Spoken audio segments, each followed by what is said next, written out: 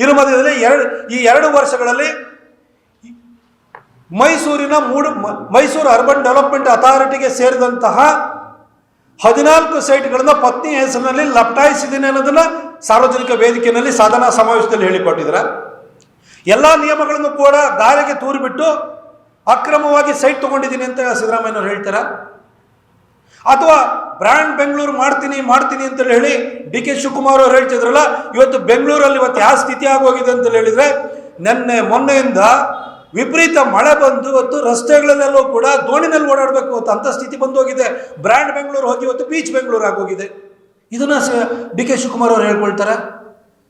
ಇನ್ನ ಪ್ರಿಯಾಂಕಾ ಖರ್ಗೆ ಬಹಳ ಪ್ರತಿ ನಿತ್ಯನೂ ಕೂಡ ನಿಮಗೆ ಆಕಾಶವಾಣಿನಲ್ಲಿ ವಾರ್ತೆ ಬರೆದಿದ್ರು ಕೂಡ ಪ್ರಿಯಾಂಕಾ ಖರ್ಗೆ ಅವರ ಹೇಳಿಕೆ ಮಾತ್ರ ಪ್ರತಿನಿತ್ಯನೂ ಬರ್ತಾ ಇರ್ತಾರೆ. ಗೊತ್ತಿಲ್ಲದೆ ವಿಚಾರದ ಬಗ್ಗೆ ಎಲ್ಲಾದ್ರೂ ಕೂಡ ಮೂಗು ತೋರಿಸಿ ಮಾತಾಡ್ತಾರೆ. ಆ ಪ್ರಿಯಾಂಕಾ ಖರ್ಗೆ KDBನಲ್ಲಿ ಅವರ ಫ್ಯಾಮಿಲಿ ಟ್ರಸ್ಟಿಗೆ 5-6 ಎಕರೆ ಜಮೀನನ್ನು ಹೊಡ್ಕೊಂಡೆ ಅದನ್ನು ಹೇಳ್ತಾರ? ಅಥವಾ ಅವರ PS ಹೆಸರು ಬರೆದ್ಬಿಟ್ಟು ಗುತ್ತಿಗೆದಾರ ಆತ್ಮಹತ್ಯೆಯನ್ನು ಮಾಡ್ಕೊಂಡಲ್ಲ ಆ ಹೆಸರು ಅದನ್ನು ಹೇಳ್ತಾರ? ಇನ್ನು ಲಕ್ಷ್ಮೀ ಹೆಬ್ಬಾಳ್ಕರ್ ಕಾರ್ ಆಕ್ಸಿಡೆಂಟ್ ಆಗೋಗ್ಬಿಡ್ತು, ಅಯ್ಯೋ ನನಗೆ ಆಕ್ಸಿಡೆಂಟ್ ಆಗಿತ್ತು, ಅದಕ್ಕೋಸ್ಕರ ಗೃಹಲಕ್ಷ್ಮಿ ನಮ್ಮ ದುಡ್ಡನ್ನು ಹಾಕಕ್ಕಾಗಿಲ್ಲ, ಏನು ಸರ್ಕಾರದ ಖಜಾನೆಯ ಕೀಲಿಯನ್ನ ನಾನು ಸೊಂಟದ ಹತ್ರ ಇಟ್ಕೊಂಡ್ಬಿಟ್ಟಿದ್ದೆ, ಅದಕ್ಕೋಸ್ಕರ ಹಾಕಕ್ಕಾಗಿಲ್ಲ, ಈಗ ಹಾಕ್ತೀನಿ ಅಂತ ಹೇಳ್ತಾರ? ಅಥವಾ ಅವರ PS ಹೆಸರು ಬರೆದ್ಬಿಟ್ಟು ಗುತ್ತಿಗೆದಾರ ಒಬ್ಬ ಆತ್ಮಹತ್ಯೆಯನ್ನು ಮಾಡ್ಕೊಂಡ ಆ ವಿಷಯನ ಹೇಳ್ತಾರ ಸಾಧನಾ ಸಮಾವೇಶದಲ್ಲಿ?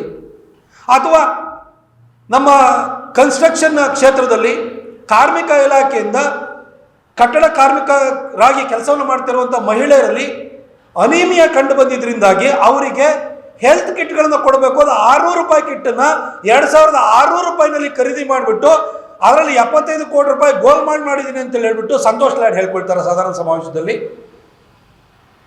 ಅಥವಾ ಮೈಸೂರಿನಲ್ಲಿ ನಾನು 2 ವರ್ಷದಿಂದ ಬರೀ ಬಂದೆ ಭಾಷಣ ಹೊಡೆದೆ ಅಂತ ಡಾಕ್ಟರ್ ಮಾದೇವಪ್ಪನವ್ರು ಹೇಳ್ಕೊಳ್ತಾರ? ಅಥವಾ ತುಮಕೂರಿನಲ್ಲಿ ಸಿದ್ದರಾಮಯ್ಯ ಪರ ಬ್ಯಾಟಿಂಗ್ ಮಾಡಿದ್ದೆ ನನ್ನ ಸಾಧನೆ ಅಂತ ಹೇಳ್ಬಿಟ್ಟು ರಾಜಣ್ಣ ಹೇಳ್ಕೊಳ್ತಾರ? ಅಥವಾ BR ಪಾಟೀಲ್ ಹೇಳಿದ್ರಲ್ಲ, ಆಳಂದದ MLA BR ಪಾಟೀಲ್ ಹೇಳಿದ್ರು, ಹಿಂದೆ BJP ಸರ್ಕಾರದ 40% ಅಂತ ಹೇಳ್ಬಿಟ್ಟು ನಾವು ಆರೋಪವನ್ನು ಮಾಡಿದ್ದು, ನಮ್ಮ ಸರ್ಕಾರ 60% ತಗೊಳ್ತಾ ಇದೆ ಅಂತ ಹೇಳಿದ್ರಲ್ಲ, ನಮ್ಮ MLAನೇ ಹೇಳಿದರೆ 60% ಅಂತ ಹೇಳ್ಬಿಟ್ಟು ಅದನ್ನು ಹೇಳ್ಕೊಳ್ತಾರೆ ಇವರು. ಕೆಂಪಣ್ಣ BJP ಸರ್ಕಾರ ಇರಬೇಕಾದ್ರೆ ಗುತ್ತಿಗೆದಾರರ ಸಂಘದ ಅಧ್ಯಕ್ಷರಾಗಿ ಆರೋಪವನ್ನು ಮಾಡ್ತಾ ಇದ್ರು. ಅದೇ ಕೆಂಪಣ್ಣ ಸಿದ್ದರಾಮಯ್ಯನವರ ಸರ್ಕಾರ ಬಂದಾದ ನಂತರ ಅಯ್ಯೋ ಈ ಸರ್ಕಾರ ಇನ್ನೂ ಲೂಟಿ ಮಾಡ್ತಾ ಇದ್ದು, 60%ಗಿಂತ ಜಾಸ್ತಿ ಲೂಟಿ ಮಾಡ್ತಾ ಇದೆ ಅಂತ ಕೆಂಪಣ್ಣ ಸತ್ತೇ ಹೋಗ್ಬಿಟ್ರು. ಕೆಂಪಣ್ಣನ ಸಾಯಿಸ್ಬಿಟ್ಟು ನಾವು ಅಂತ ಹೇಳ್ಬಿಟ್ಟು ಅದನ್ನು ಸಾಧಾರಣ ಸಮಾವೇಶದಲ್ಲಿ ಹೇಳ್ತಾರ? ಅಥವಾ ಹುಬ್ಬಳ್ಳಿ ಧಾರವಾಡದಲ್ಲಿ ನೇಹ ಹಿರೇಮೆಟ್ಟು ಒಬ್ಬ ದುರುಳನ ಕೈಗೆ ಸಿಕ್ಕಿ ಸಾವನ್ನಪ್ಪಿದ್ಲು, ಆಕೆ ಕೊಲೆ ಆದ್ಲು. 3 ತಿಂಗಳಲ್ಲಿ ಫಾಸ್ಟ್ ಟ್ರ್ಯಾಕ್ ಕೋರ್ಟನ್ನು ಮಾಡ್ತೀನಿ, ನ್ಯಾಯ ಕೊಡಿಸ್ತೀನಿ ನೇಹ ಹಿರೇಮಠ್ ಕುಟುಂಬಕ್ಕೆ ಅಂತ ಹೇಳಿದ್ರು.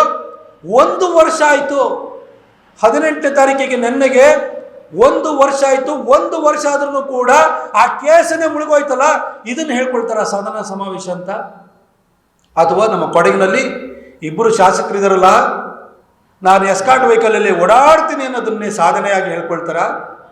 ಅಥವಾ ವಿನಯ್ ಸೋಮಯ್ಯ ಅನ್ನೋ ಒಬ್ಬ ಅಮಾಯಕನನ್ನ ನಮ್ಮ BJP ಪರವಾಗಿ ಸಾಮಾಜಿಕ ಮಾಧ್ಯಮಗಳಲ್ಲಿ ಪ್ರತಿಪಾದನೆ ಮಾಡ್ತಿದ್ದಂಥ ಅವೇರ್ನೆಸ್ ಅನ್ನು ಕ್ರಿಯೇಟ್ ಮಾಡ್ತಿದ್ದವನ್ನ ಹೆರಾಸ್ ಮಾಡಿ ಅವನಿಗೆ ರೌಡಿ ಶೀಟ್ ಓಪನ್ ಮಾಡ್ತೀನಿ ಅಂತ ಹೇಳ್ಬಿಟ್ಟು ಹೆದರಿಸ್ಬಿಟ್ಟು ಅವನ ಆತ್ಮಹತ್ಯೆ ಮಾಡ್ಕೊಳ್ಳೋಂಗೆ ಮಾಡಿದೆ ಅಂತ ಹೇಳಿ ಪೊನ್ನನೆ ಹೇಳ್ಕೊಳ್ತಾರ, ಮಂತ್ರಗೌಡ ಹೇಳ್ಕೊಳ್ತಾರ?